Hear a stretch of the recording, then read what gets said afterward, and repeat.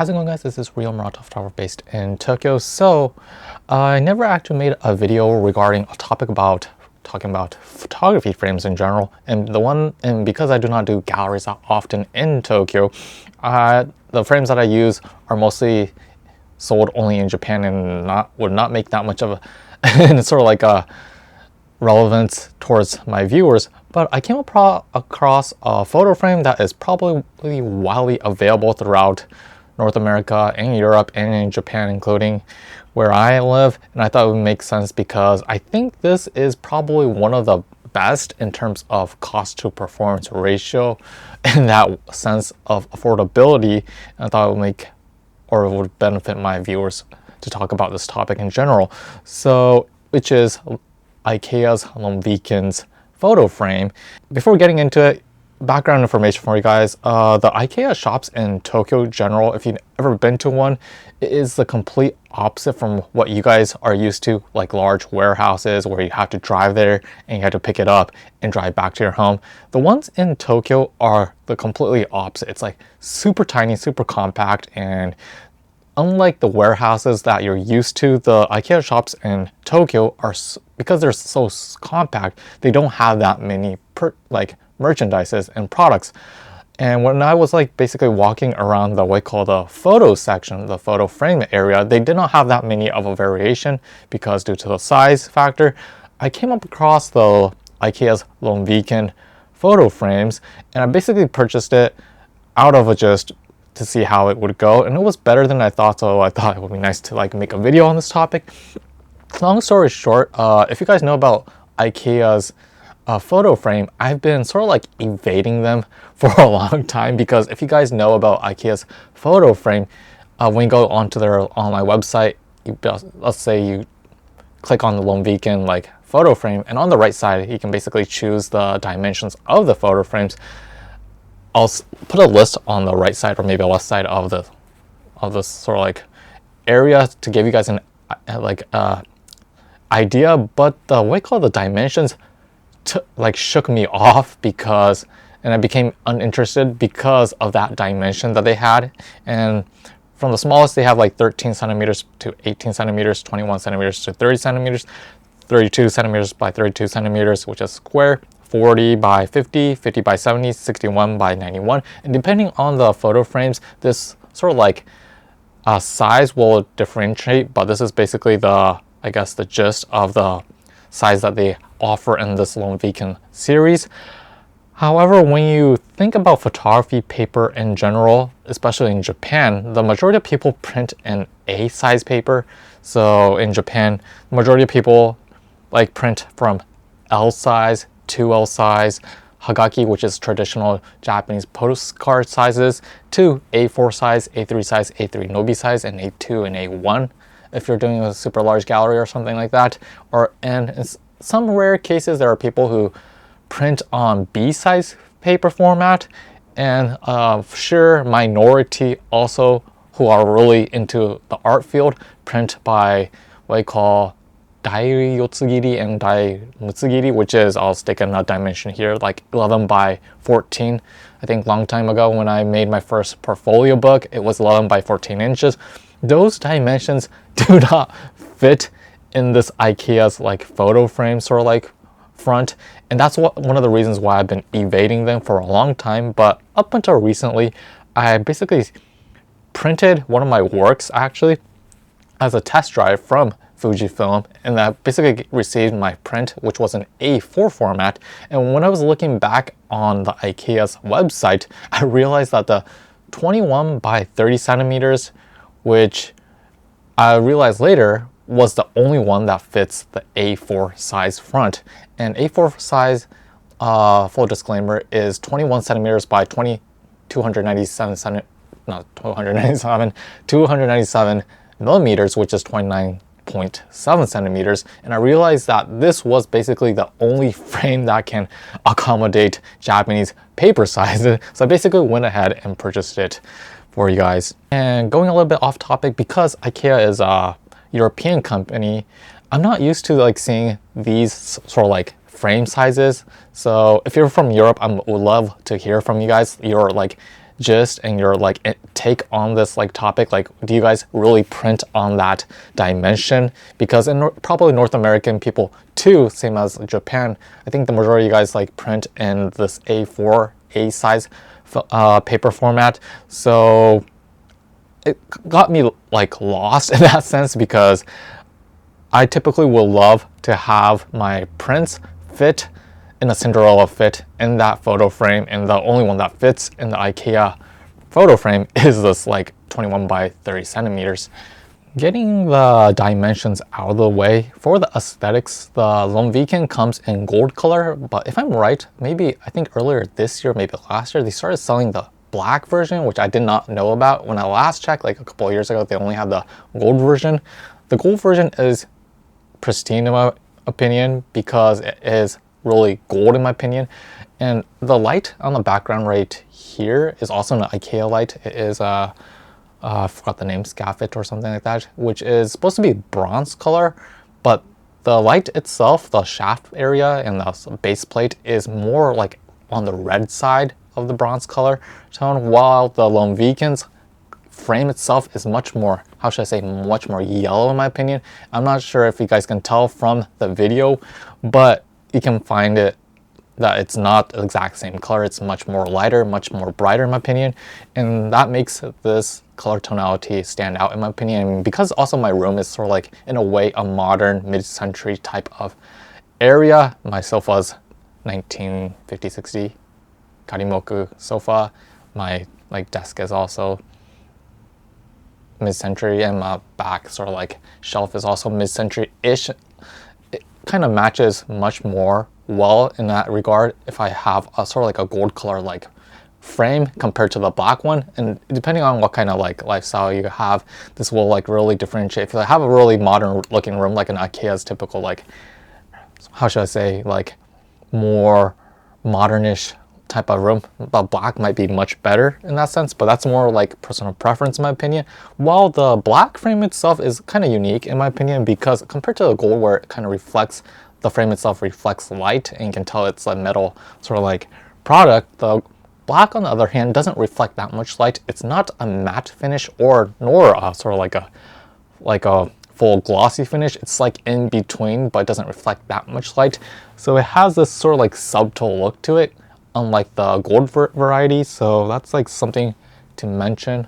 And another area to mention about the Lomviken is, because I don't do like galleries that often, or I don't do it at all unfortunately, this is going to be sort of like my biased opinion, but because it's a metal construction, the outer frame itself, and also the bezel itself is like really thin. This is my subjective opinion, but the thinner the bezel, the more stylish it looks, the more modern it looks. While I guess the thicker the bezel, the more casual it looks, similar to like wearing like apparel and stuff like that, wearing like sweaters and stuff like that. I guess the thicker the bezel, it looks much more casual in my opinion.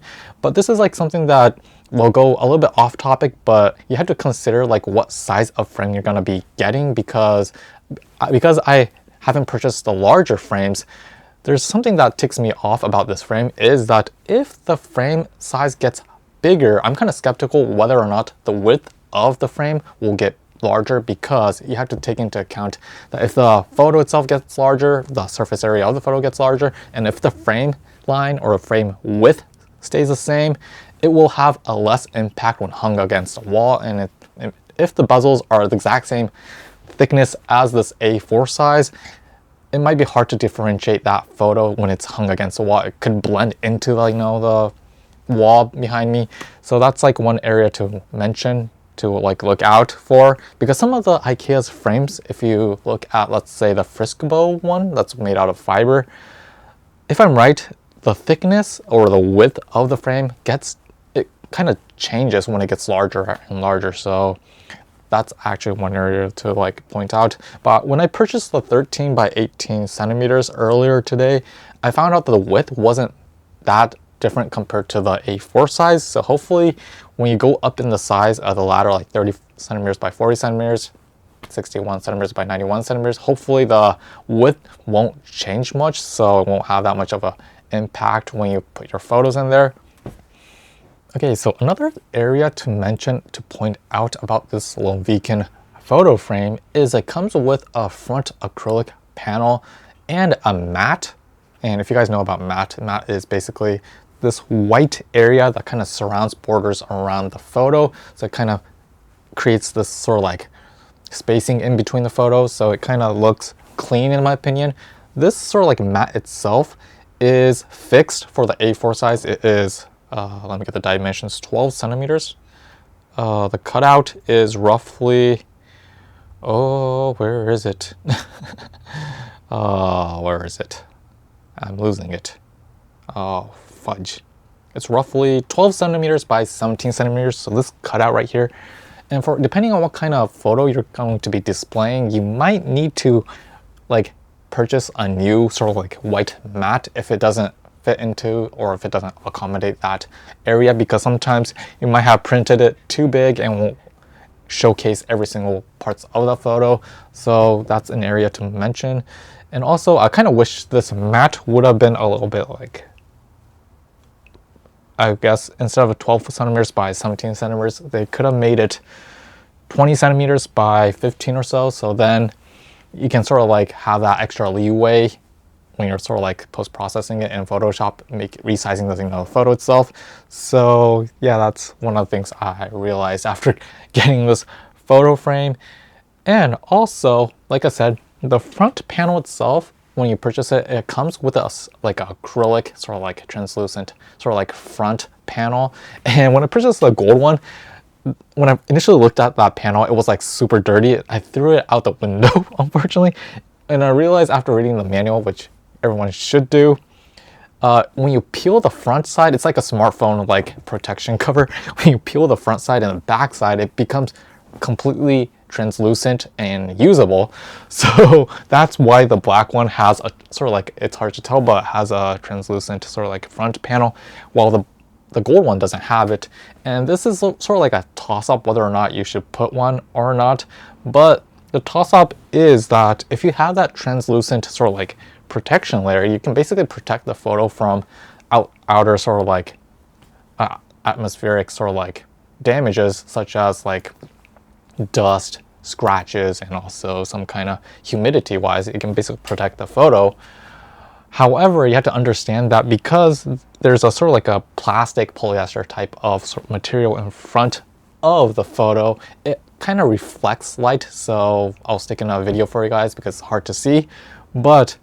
And because my room has a spotlight which is like turned off right now, unfortunately, there could be glares in that, photo when you put in the acrylic sort of like, how should I say, translucent front panel.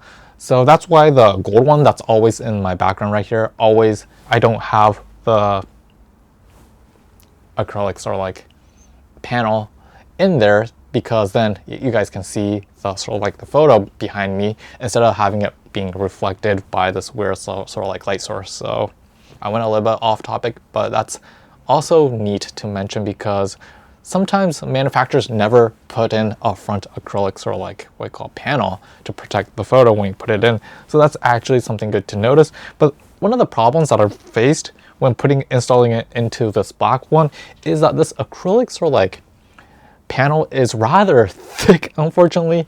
So I guess the thicker the panel, translucent sort of like front panel, what we call the photo itself looks a little bit hazy in my mind, unfortunately, when I look at it. And then because it's like glossy, it's like when I look at it, my face reflects against the photo. So I don't like it, but this is a personal preference kind of thing. So that's why I have it fully unprotected. So yeah, you should never have it unprotected.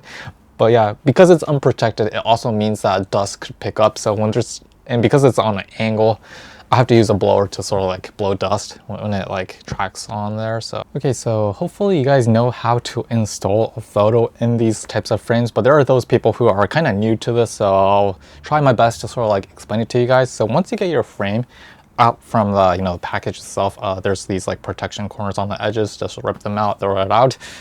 You basically remove everything from the back panel, which is like sort of like locked in securely with lugs around, which kind of rotates 360 degrees. You basically turn that out. There's like 4 corners, and you basically remove the back panel. Then you remove the sort of like the matte and also the front protection layer, which is the acrylic. Peel off the what I call the plasticiness of that protection layer. There's the front side and the back side. Install the sort of like the acrylic protection layer into the frame first. Then the matte goes into the what I call the frame itself. And it's kind of hard to tell which side is the front side and the back side, but a rule of thumb is that when you look at the edges, it's kind of like slanted inwards. So that inwards should be inverted when you're basically installing it in. So I'll stick some video or photos for you guys of how it should look like. Then on top of the mat, you put your photos face down, and hopefully you use some kind of gloves if you have it printed from some kind of like printing lab or anywhere. I got mine from Fujifilm. And yeah, and after you install your photo cleanly in there, you put the back panel back in the orderly fashion and sort of like lock in the lugs and make sure that, depending if you're using the sort of like the standoff, make sure that stand is like face down. Hopefully when the photo is like upright, don't install it the other way around or you will have to reinstall it again.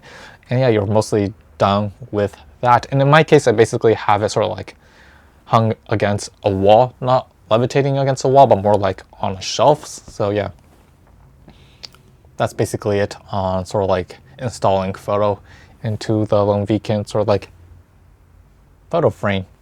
If there's an area that I should point out about this sort of like frame itself, the edges are in a way, depending on the sort of like the frame that you get, it might have sharp edges. So yeah, you should be careful. If it does have a sharp edge, I would highly recommend sort of like sanding it off using a sort of like a sandpaper or something like that. And yeah, and because the frame itself is not too expensive, there are a little bit of a quality problem, which is like the edges, when they align the edges right here, the edge itself is not purely black for the black one, and same for the gold one. There's like silver sticking out on the edge. So yeah, but most cases, most people don't look on the side of the edge when it's like hung against a wall. So yeah, that's an area to point out. And also not to mention that because of the Lomviken frame itself, the what you call the side, it's kind of concaved in, meaning that the frame itself, which is 21 centimeters by 30 centimeters, half of it is actually indented inwards, meaning that when you hang this against a wall, it looks as if it's levitating because there's like the space in between the first panel and the back panel kind of. So that's actually interesting. And when the light hits the sort of like frame itself, it kind of casts a shadow to the side. So that's actually nice in my opinion. Okay, so that's basically it on my video of the Lomviken's photo frame, but I realized I've completely forgot the most important part of this video, which is the price of these photo frames, which when I looked on the website, it costs roughly 1,290 yen for the A4 size, 21 centimeters by 30 centimeters, which is roughly $8 to $9 in the United States, if I'm right, which the frames that I use are like 3 times more this price. And when you consider, like, if let's say if you're starting a gallery somewhere downtown, let's say, and depending on the size of the gallery, you might need at least 10 frames, those costs actually add up in a long run. And probably by far, these frames are, how should I say, the most cheapest. I wouldn't say the super cheapest, but probably the most acceptable in terms of size to performance ratio, if that's the word, due to the fact that I never came across a frame in this price range that has the size dimension, A4 size, comes with a mat, has acrylic sort of like front panel, and you can hang it against a wall, or you can basically put it on a desk like here or a shelf. I never came across a sort of like a frame of this caliber, and I thought it would be nice to sort of like mention it on my channel. And if you have like 10 of these, it's still less than $100. If you have 20 of these, it's still less than what, $200, which is mind-blowing in my mind. You can do a small gallery with just Ikea flat frames. And yeah, it's not like the equipment that are more important. It's like what you want to like deliver to your audience. So yeah, hopefully I made my dedication of this video of the Lomviken photo frames. This video is not being sponsored by Ikea or anything. It's just my subjective opinion. But yeah, it's great to have something like this at this affordable price range. And yeah, I'm kind of curious why they won't make a size variation for North America and I guess in Japan, because I think the sheer majority of people print on that size instead of the what you call the weird paper size that Ikea has for their frames. If they kind of switch that, they would probably sell like more than 3 times or maybe 4 times what they are expected to sell. So yeah, hopefully they can change that in the future. But yeah, that's it on my video of the Lomviken's photo frame. So yeah, I hope you guys enjoyed this video, found it informative. If you have any questions, I'm happy to reply. And yeah, we will see you next time. Peace out. You.